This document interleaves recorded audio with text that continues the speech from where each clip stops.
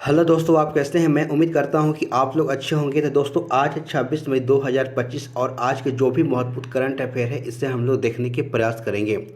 दोस्तों, जैसा कि आपको पता है कि 2025 में बहुत सारे एग्ज़ाम्स हो रहे हैं और इन सारे एग्ज़ाम्स के लिए करंट अफेयर का एक सबसे बड़ा रोल होता है जो आपके एग्ज़ाम्स में रिजल्ट को निर्धारित करता है। तो दोस्तों, चलिए क्लास को स्टार्ट करते हैं और इसका पहला क्वेश्चन को देखने के प्रयास करेंगे। यदि आपको इसका आंसर पता है तो अपने साथ एक नोटपैड और पेन लेकर बैठ जाएं और अपने आंसर को आप उसमें लिखते जाएं और आप अंत में यह चेक कर सकते हैं कि आपको इनमें से कितने सारे आंसर सही हुए हैं। अन्यथा दोस्तों, आप इसका आंसर हमारे साथ देते चलेंगे। तो चलिए क्लास को स्टार्ट करते हैं और पहला क्वेश्चन को देखते हैं। दोस्तों, पहला क्वेश्चन को देख सकते हैं कि हाल ही में किस संगठन ने आधिकारिक तौर पर अपनी पहली वैश्विक महामारी संधि को अपनाया। ठीक है, तो देख सकते हैं recently which organisation has officially adopted its first global pandemic treaty. ठीक है, तो ऑप्शन है विश्व स्वास्थ्य संगठन, संयुक्त राष्ट्र संघ, संयुक्त राष्ट्र और यूएनओ और आईएमएफ। तो आप इसके आंसर बताने के प्रयास करेंगे। तो देखिए दोस्तों, यहाँ पर बातें हो रही, ठीक है, कि हाल ही में, ठीक है, हाल ही में किस संगठन ने, तो इससे विश्व स्वास्थ्य संगठन के द्वारा आप देख सकते हैं आधिकारिक तौर पर अपनी पहली वैश्विक महामारी संधि को अपनाया। ठीक है, तो इसे आपको ध्यान में रखना है। तो चलिए और हम इसे की पॉइंट के माध्यम से डिस्कशन करने के प्रयास करते हैं। तो आइए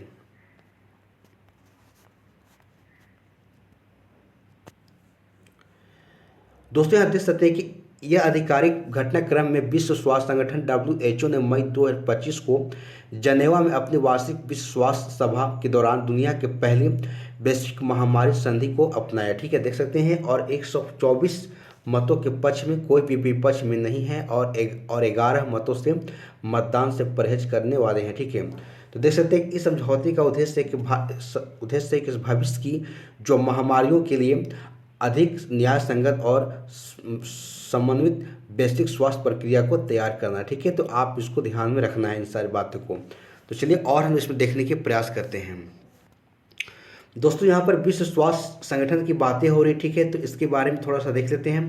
तो देख सकते हैं कि विश्व स्वास्थ्य संगठन की बात करें, इसकी स्थापना 7 अप्रैल 1948 को की गई थी और इसकी मुख्यालय देख सकते हैं कि जेनेवा जो स्विट्जरलैंड में है और इसके जो महानिदेशक है डॉक्टर टेड्रोस एडनॉम और घेब्रेयेसस हैं। ठीक है, तो आप ध्यान में रखें इस बात को। तो चलिए नेक्स्ट क्वेश्चन को देखते हैं। आइए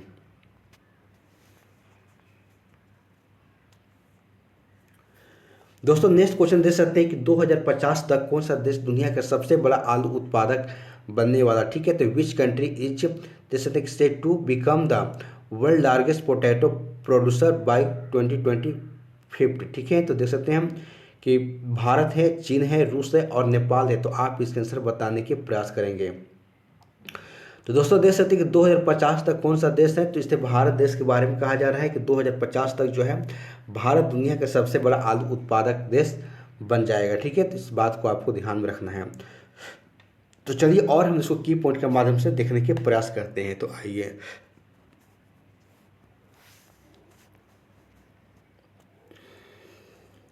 दोस्तों, देख सकते हैं कि पेरू स्थित अंतर्राष्ट्रीय आलू केंद्र के वैज्ञानिकों के अनुसार 2050 तक भारत दुनिया के अग्रणी आलू उत्पादक के रूप में चीन को पीछे छोड़ देगा। ठीक है, देख सकते हैं कि भारत के वार्षिक आलू उत्पादन को 100 मिलियन टन होने का अनुमान है। ठीक है, आगे लिखा गया कि भारत वर्तमान में सालाना लगभग 60 मिलियन टन आलू का उत्पादन करता है। ठीक है, इस बात को आपको ध्यान में रखना है। ठीक है, तो दोस्तों और बातें बताई जा रही है कि चीन को पीछे छोड़ते हुए 100 मिलियन टन तक जो बढ़ने की उम्मीद है। ठीक है, तो इन सारे बातों को आपको ध्यान में रखना है जो आपके एग्जाम के पॉइंट ऑफ व्यू से इम्पोर्टेंट है। ठीक है, तो चलिए नेक्स्ट क्वेश्चन को देखते हैं।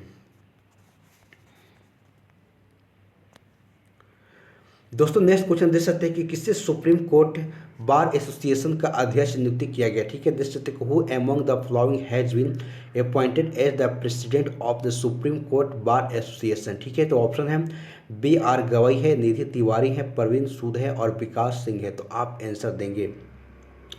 तो देखिए दोस्तों, यहाँ पर बातें हो रही विकास सिंह को। ठीक है, तो विकास सिंह को सुप्रीम कोर्ट बार एसोसिएशन का अध्यक्ष नियुक्ति किया गया। ठीक है, तो इस बात को आपको ध्यान में रखना है। तो चलिए और हम की पॉइंट के माध्यम से डिस्कशन करते हैं।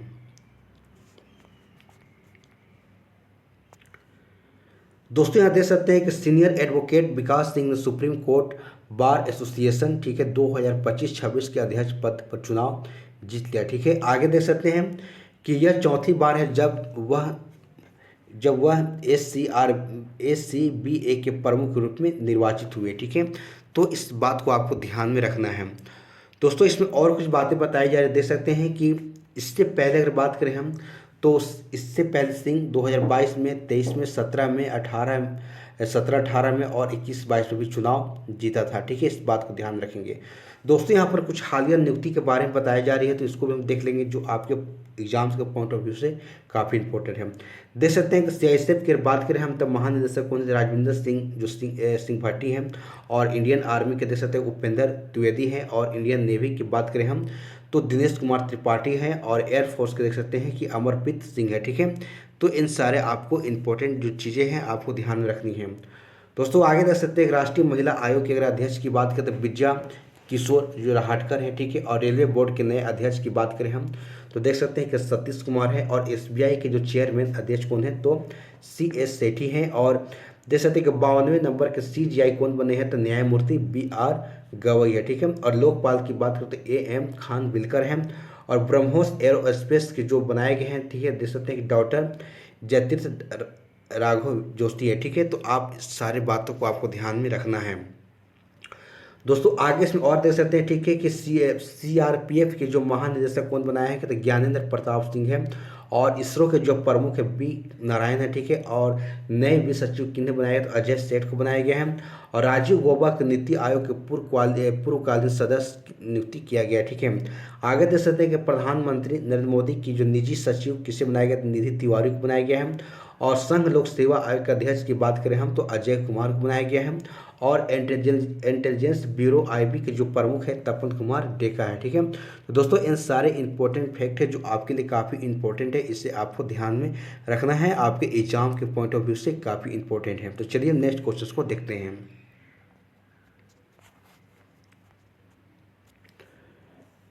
दोस्तों नेक्स्ट क्वेश्चन देख सकते हैं, किसने हाल ही में आयोजित यूरोपा लीग 2025 का खिताब जीता। ठीक है, तो who among the following has on the recently held Europa league 2025 title. ठीक है, तो ऑप्शन है कि मैनचेस्टर यूनाइटेड है, या मैनचेस्टर सिटी है, या टोटेनहम है, या फिर देख सकते हैं कि रियल मैड्रिड है। तो आप इसका आंसर बताने के प्रयास करेंगे।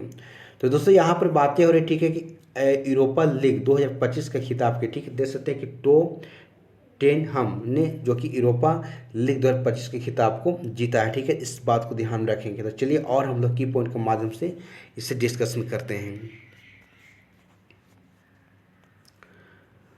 दोस्तों देख सकते हैं कि टोटेनहम ने मैनचेस्टर यूनाइटेड को 1-0 से हराकर यूरोपा लीग जो कि फाइनल जीत लिया। ठीक है, और 4 दशकों से अधिक समय में अपने पहली यूरोपीय ट्रॉफी उठाई है। ठीक है, इस बात को आपको ध्यान में रखना है। तो चलिए नेक्स्ट क्वेश्चन को देखते हैं। दोस्तों देख सकते हैं कि हाल ही में भारतीय नौसेना में शामिल किए गए पहले सिले हुए जहाज का नाम क्या है। ठीक है, तो what is the name of the first stitch ship recently inducted into the Indian navy. ठीक है, तो ऑप्शन है कि अर्नाला है, विक्रांत है, और कोडिनी है, और अरिहंत है। तो आप इसे आंसर बताने की प्रयास करेंगे। तो दोस्तों आप देख सकते हैं कि सिले हुए जहाज के नाम क्या है जो भारतीय नौसेना में शामिल किया गया, तो इसके नाम क्या है, तो कोडिनी है। ठीक है, इसका पहले भी बार इसके बारे में हम लोग सबने पढ़ा है। ठीक है, तो इस बात को आपको ध्यान में रखना है। तो चलिए और हम लोग डिस्कशन के माध्यम से देखने के प्रयास करते हैं। तो दोस्तों यहाँ पर देख सकते हैं कि सिले हुए जहाज जो कि 5वीं शताब्दी के जहाज का एक नया रूप है। ठीक है, जो कि अजंता की गुफाओं की एक पेंटिंग से प्रेरित है। ठीक है, तो इस बात को आपको ध्यान में रखना है। ठीक है, तो चलिए नेक्स्ट क्वेश्चन को देखते हैं। दोस्तों यहाँ देख सकते हैं कि नीति आयोग की 10वीं जो कि परिषद की जो बैठक की अध्यक्षता किसने की, देख सकते हैं कि who chair the 10th governing council meeting of the NITI Aayog. ठीक है, तो देख सकते हैं ऑप्शन है कि नरेंद्र मोदी हैं, अमित शाह हैं, राजनाथ सिंह हैं, या फिर निर्मला सीतारमन है। तो आप इसका आंसर बताने के प्रयास करेंगे।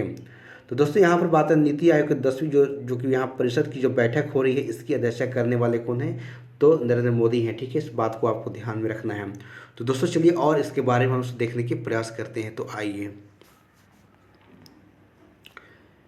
दोस्तों यहाँ देख सकते हैं कि पीएम मोदी ने नई दिल्ली में नीति आयोग के 10वीं जो कि शासी परिषद की जो बैठक की अध्यक्षता की है, ठीक है। और इस वर्ष जो वर्ष दो और इस वर्ष का विषय की बात करें तो वर्ष 2047 के लिए विकसित भारत के लिए विकसित राज्य बनाना, ठीक है, इस बात को ध्यान रखना है।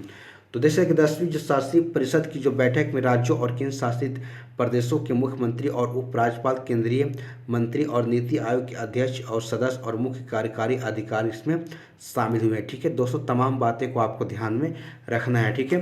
तो इस बात को आपको ध्यान में रखना है। तो चलिए और इसमें देखने के प्रयास करते हैं। तो और देख सकते हैं कि राष्ट्रीय भारत परिवर्तन संस्थान, अगर नीति आयोग की बात करें हम, तो नीति आयोग की स्थापना भारत सरकार के कार्यकारी निर्णय के माध्यम से की गई थी, ठीक है। और 1 जनवरी 2015 को अस्तित्व में आया, ठीक है। और इसके उपाध्यक्ष की बात करें हम तो सुमन बेरी हैं, और इसके कार्यकारी जो अधिकारी हैं बी आर सुब्रमण्यम है, ठीक है। दोस्तों तमाम बातें को आपको ध्यान में रखना है, यहाँ से क्वेश्चन काफ़ी पूछे जाते हैं, ठीक है। तो चलिए नेक्स्ट क्वेश्चन को देखते हैं, आइए।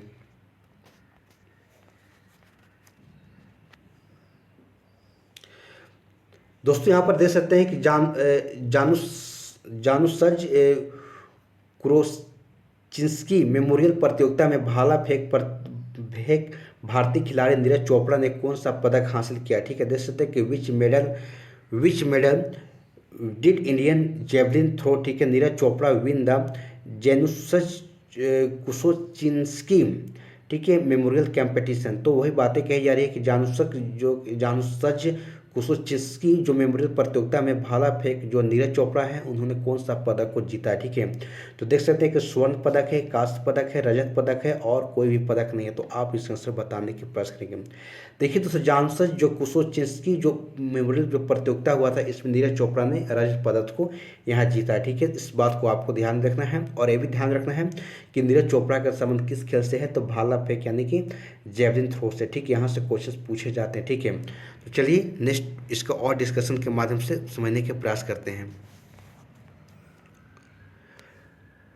दोस्तों यहाँ देख सकते हैं कि जो कि स्टार भारतीय भाला फेंक खिलाड़ी नीरज चोपड़ा ने पोलैंड के चोर्जो में 2025 जुनूस कुसिसिंस्की मेमोरियल मीट में रजत पदक को जीता, ठीक है। देख सकते हैं कि 2 बार के ओलंपिक पदक विजेता ने 84.14 मीटर का इन्हें थ्रो फेंका, यानी कि अपने जो इनकी जो डिस्टेंस था उन्होंने फेंक कर रजत पदक को जीता, ठीक है। और देख सकते हैं यह 2021 के बाद उनका लगातार जो कि 22वां शीर्ष 2 स्थान रहा, ठीक है। इस बात को आपको ध्यान में रखना है। तो चलिए नेक्स्ट क्वेश्चन को और देखने के प्रयास करते हैं। तो आइए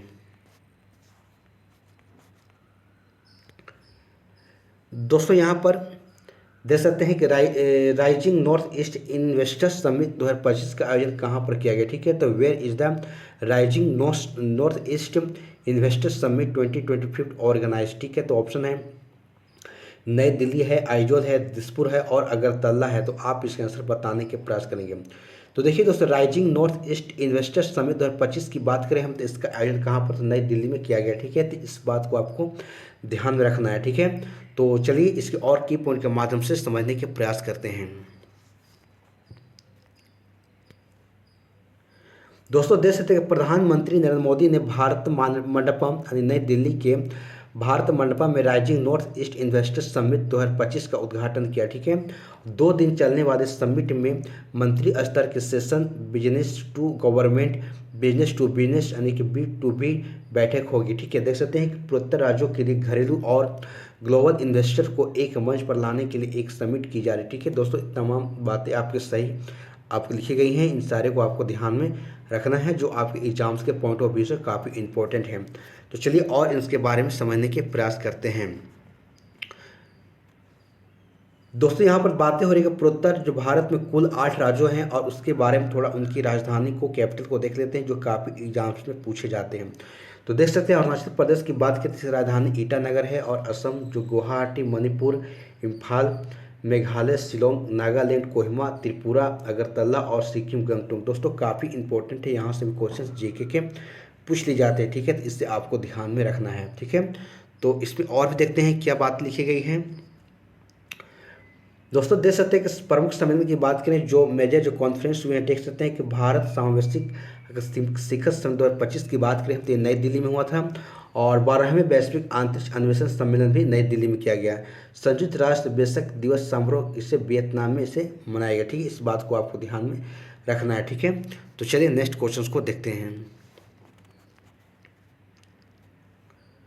दोस्तों नेक्स्ट क्वेश्चन देख सकते हैं कि बीसीसीआई ने किसे भारतीय क्रिकेट टीम का नया टेस्ट कप्तान बनाया, ठीक है। तो who has been appointed as the new test captain of the Indian cricket team by BCCI, ठीक है। देख सकते हैं कि श्रेयस अय्यर है, ऋषभ पंत है, शुभमन गिल है और वैभव सूर्यवंशी है। तो आप इसका आंसर बताने के प्रयास करेंगे।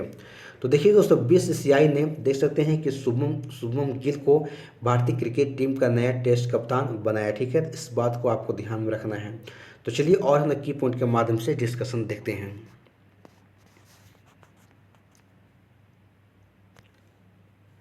दोस्तों देख सकते हैं भारतीय क्रिकेट टीम को नया कप्तान मिल गया, ठीक है। और 25 वर्षीय दाएं हाथ के बल्लेबाज शुभमन गिल को इंग्लैंड के खिलाफ आगामी टेस्ट क्रिकेट के लिए भारत का 37वां जो टेस्ट कप्तान बनाया गया, ठीक है। और देख सकते हैं कि इस प्रकार से देख सकते हैं बीसीसीआई के अगर अध्यक्ष की बात कर देख सकते हैं कि यहाँ पर बातें हो रही, ठीक है। तो इसके अध्यक्ष रोजर बिनी है और मुख्यालय मुंबई में है और इसकी स्थापना दिसंबर 1928 में की गई थी, ठीक है। इस बात को आपको ध्यान में रखना है।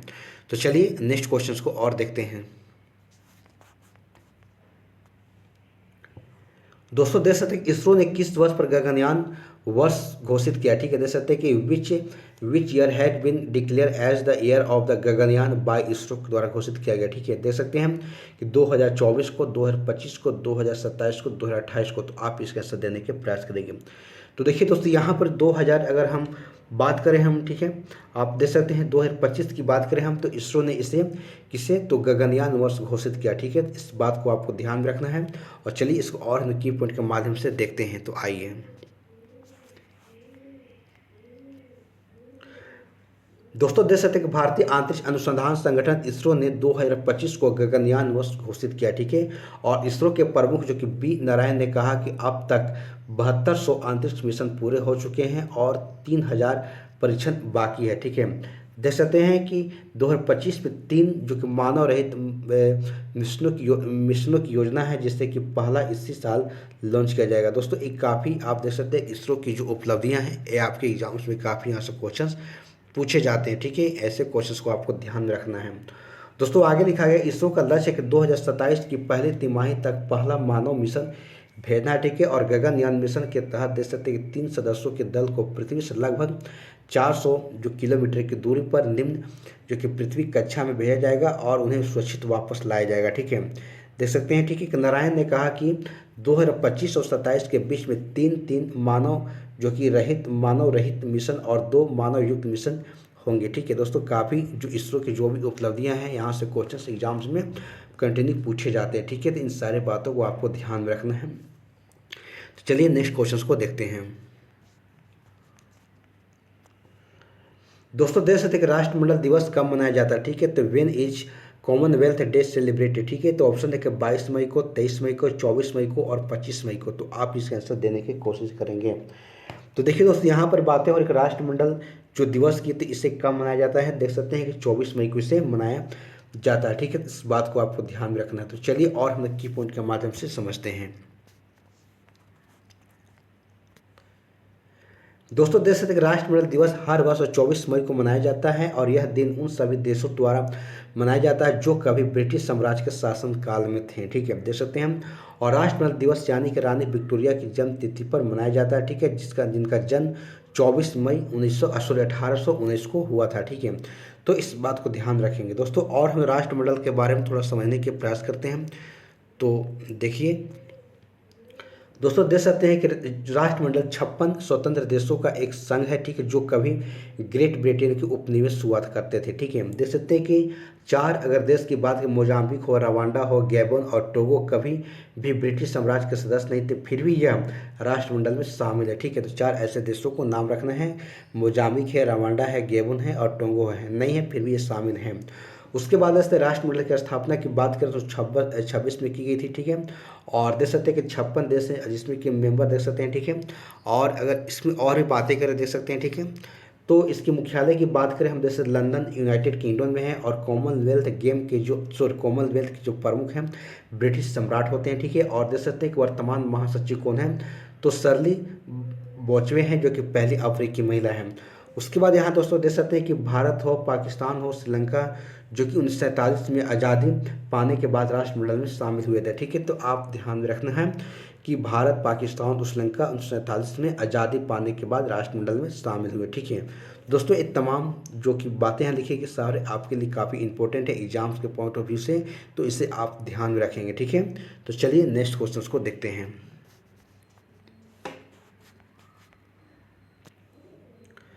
दोस्तों नेक्स्ट क्वेश्चन देख सकते हैं कि हाल ही में श्रीलंका के एंजेलो मैथ्यूज ने क्रिकेट के किस फॉर्मेट से संन्यास लेने की घोषणा की, ठीक है। देख सकते हैं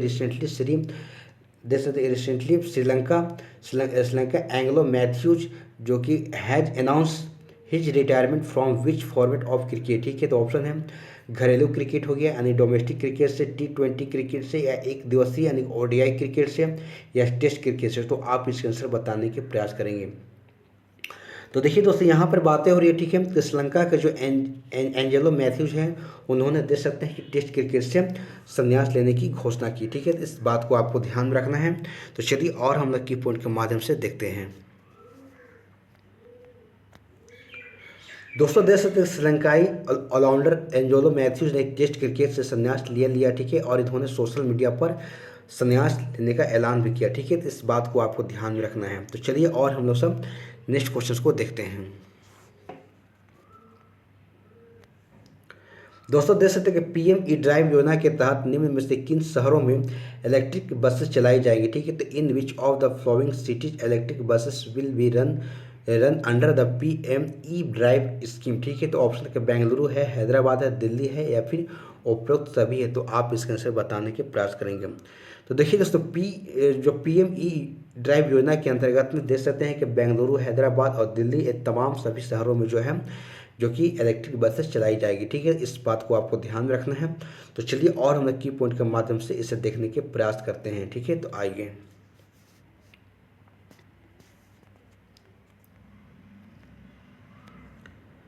दोस्तों यहाँ देख सकते हैं केंद्रीय भारी उद्योग मंत्री HD कुमारस्वामी ने PM-E-ड्राइव योजना के तहत इलेक्ट्रिक बसों की शुरुआत पर नई दिल्ली में एक बैठक की अध्यक्षता की, ठीक है। और इस सत्र में देख सकते हैं कि मुख्य रूप से तेलंगाना है, कर्नाटक है, दिल्ली है, गुजरात शहरों में ध्यान केंद्रित किया गया, ठीक है। तो इस बात को आपको ध्यान में रखना है। दोस्तों और बातें देख सकते हैं कि बेंगलुरु में लगभग 4500 इलेक्ट्रिक बसें, और हैदराबाद को 200,000 बसें, और देख सकते हैं कि दिल्ली को 2800 बसें, अहमदाबाद को 1000 बसें और सूरत को 600 बसें दी जाएगी। PM-E-ड्राइव योजना की शुरुआत 2024 में हुई थी और यह योजना 2026 तक लागू रहेगी, ठीक है। तमाम बातें को आपको ध्यान में रखना है, ठीक है। तो चलिए नेक्स्ट क्वेश्चन को देखने के प्रयास करते हैं। दोस्तों इस पर और कुछ बातें बताई गई। देख सकते हैं कि इस योजना का उद्देश्य एक इलेक्ट्रिक के वाहनों को तेजी से अपनाने, चार्जिंग इंफ्रास्ट्रक्चर की स्थापना और EV मैन्युफैक्चरिंग इकोसिस्टम के विकास को प्रोत्साहित करना है। इसका मेन उद्देश्य ये, ठीक है। इसी पर्पज से इस योजना को शुरुआत की गई, ठीक है। तो इससे आपको ध्यान में रखना है, ठीक है। तो चलिए नेक्स्ट क्वेश्चन को देखते हैं। दोस्तों नेक्स्ट क्वेश्चन देख सकते हैं किस शहर में उत्तराखंड का पहला समर्पित साइकेंड गार्डन स्थापित किया गया, ठीक है। देख सकते हैं कि in which of the following cities Uttarakhand first dedicated जो कि साइकेड गार्डन हैज बीन जो कि एस्टैब्लिश, ठीक है। तो ऑप्शन है अल्मोड़ा है, देहरादून है, पिथौरागढ़ है और हल्द्वानी है। तो आप इसका आंसर बताने के प्रयास करेंगे। तो देखिए दोस्तों उत्तराखंड के जो शहर है हल्द्वानी, यहाँ पर आप देख सकते हैं कि पहला समर्पित साइकेड गार्डन स्थापित किया गया, ठीक है। इस बात को ध्यान में रखना है। तो चलिए और हम लोग की पॉइंट के माध्यम से देखते हैं इसे। दोस्तों देख सकते हैं कि उत्तराखंड का पहला समर्पित साइकेड गार्डन हल्द्वानी में स्थापित किया गया, ठीक है। और यह गार्डन उत्तराखंड वन अनुसंधान केंद्र के द्वारा स्थापित किया गया है और इसमें 31 साइकेड प्रजातियां संरक्षित है, ठीक है, जिनमें से 17 विलुप्त होने के कगार पर है, ठीक है। इस बात को आपको ध्यान में रखना है, ठीक है। तो चलिए और इसमें हम लोग उत्तराखंड के बारे में समझने के प्रयास करते हैं। दोस्तों देख सकते हैं कि CM की बात करें यहाँ पर पुष्कर सिंह धामी है, और राज्यपाल की बात करें तो लेफ्टिनेंट जनरल जो कि रिटायर गुरमीत सिंह है, और राजधानी देहरादून और देख सकते हैं, ठीक है। और दोस्तों यहाँ पर झील की बात करें तो सात ताल हो गया, कासताल हो गया, नैनीताल हो गया और मादा ताल हो गया। एक झीले का आपको भी ध्यान रखना है, जो आपके यहाँ से जीके के क्वेश्चंस काफ़ी यहाँ से पूछे जाते हैं। दोस्तों यहाँ पर नेशनल पार्क की बात करें हम, तो आप देख सकते हैं ठीक है कि जिम कॉर्बेट है, नंदा देवी है, और राजा जी राष्ट्रीय उद्यान है, और फूलों की घाटी राष्ट्रीय उद्यान है, गंगोत्री है, और अगर यहाँ के प्रमुख दर्रे की बात कर देख सकते हैं कि माना हो गया, नीति हो गया, और लेफ लेक हो गया। दोस्तों एक काफ़ी यहाँ से क्वेश्चन यहाँ से एग्जाम में पूछे जाते हैं, आपको इन सारे फैक्ट को ध्यान में रखना है, ठीक है। तो चलिए नेक्स्ट क्वेश्चन को देखते हैं। दोस्तों आप देख सकते हैं कि पर्यावरण मंत्री जो कि भूपेंद्र यादव ने प्लास्टिक प्रदूषण के खिलाफ कौन सा अभियान शुरू किया, ठीक है। तो which campaign against plastic pollution has been launched by environment minister Bhupender Yadav, ठीक है। तो ऑप्शन है कि वन नेशन वन मिशन, और स्वस्थ Bharat mission, digital India mission, या उपरोक्त में से कोई भी नहीं। तो आप इसका आंसर बताने के प्रयास करेंगे। तो देखिए, तो पर्यावरण मंत्री जो भूपेंद्र यादव हैं, इन्होंने प्लास्टिक प्रदूषण के खिलाफ आप देख सकते हैं कि वन नेशन वन मिशन एक अभियान की शुरुआत की है। तो इसे आपको ध्यान में रखना है। तो चलिए और इसे की पॉइंट के माध्यम से देखने के प्रयास करते हैं। दोस्तों यहाँ देश का केंद्रीय जो पर्यावरण जो मंत्री हैं भूपेंद्र यादव ने प्लास्टिक प्रदूषण के खिलाफ one nation one mission and plastic pollution अभियान को शुरू किया, ठीक है, देख सकते हैं। और इसका मेन उद्देश्य क्या है कि प्लास्टिक प्रदूषण के बारे में जागरूकता को बढ़ाना, प्लास्टिक कचरे का प्रबंधन करना, प्लास्टिक कचरे के विकल्पों के विकास को प्रोत्साहन करना, ठीक है। तो ये तमाम बातें जो हैं इनकी उद्देश्य से इसको किया गया है। दोस्तों और आज में देख सकते इसमें लिखे गए हैं कि अभियान का जो उद्देश्य है, यह अभियान प्रधानमंत्री नरेंद्र मोदी के द्वारा शुरू किए गए मिशन लाइफ को बढ़ावा देगा, ठीक है। और मिशन लाइफ का उद्देश्य एक अस्थायी और पर्यावरण के प्रति जागरूक जीवन शैली को बढ़ावा देना और इसे प्रोत्साहित करना, ठीक है। इस बात को आपको ध्यान में रखना है, ठीक है। तो चलिए नेक्स्ट क्वेश्चन को देखने के प्रयास करते हैं। और दोस्तों यहाँ पर देख सकते हैं कि टेस्ट क्रिकेट में सबसे तेज जो कि 13,000 टेस्ट रन बनाने वाले खिलाड़ी कौन बने, ठीक है। तो who among the following has become the fastest player to score 13,000 test run in test cricket, ठीक है। देख सकते हैं कि डेरिल मिचेल है, विराट कोहली है, जो रूट है, या फिर स्टीवन स्मिथ है। तो आप इसका आंसर देने की कोशिश करेंगे। तो देखिए दोस्तों यहाँ पर बात करें टेस्ट क्रिकेट में सबसे तेज यानी कि 13,000 टेस्ट रन बनाने वाले जो खिलाड़ी हैं जो रूट है, ठीक है। तो आप इसे ध्यान में रखेंगे, ठीक है। तो चलिए और हम की पॉइंट के माध्यम से इसे देखने के प्रयास करते हैं। दोस्तों देख सकते हैं कि इंग्लैंड के प्रमुख बल्लेबाज को जो रूट ने टेस्ट क्रिकेट में सबसे तेज 13,000 रन बनाने वाले खिलाड़ी बनकर क्रिकेट इतिहास में अपना नाम दर्ज करा लिया, ठीक है। देख सकते हैं उल्लेखनीय उपलब्धि है कि 22 मई 2025 को जिम्बाब्वे के खिलाफ इंग्लैंड के एकमात्र टेस्ट के दौरान में हासिल हुई, ठीक है। तो इस बात को आपको ध्यान में रखना है। तो दोस्तों यहाँ पर हमारा जो कि 26 मई के जो भी करंट अफेयर इंपॉर्टेंट है यहाँ हम लोगों ने पढ़ लिए। और यदि आपको वीडियो अच्छी लगी हो तो इसे लाइक से ज़रूर कीजिएगा। और यदि हमारे चैनल पर आप पहली बार आए हैं तो हमारे चैनल को सब्सक्राइब करके बेल आइकन घंटी ऑन कर लीजिएगा। जब भी मैं वीडियो अपलोड करूँ तो इसकी नोटिफिकेशन आपके तक पहुँच सके। तो चलिए दोस्तों क्लास को यहीं पर समाप्त करते हैं। अगले दिन फिर एक नए करंट अफेयर के साथ हमारी आपके साथ मुलाकात होगी। तब तक के लिए इस वीडियो को आप बार बार देखिए, प्रैक्टिस करिए, ठीक है। और ज़्यादा से ज़्यादा आप इसे शेयर करने के प्रयास करें। तो चलिए धन्यवाद। जय हिंद, जय भारत।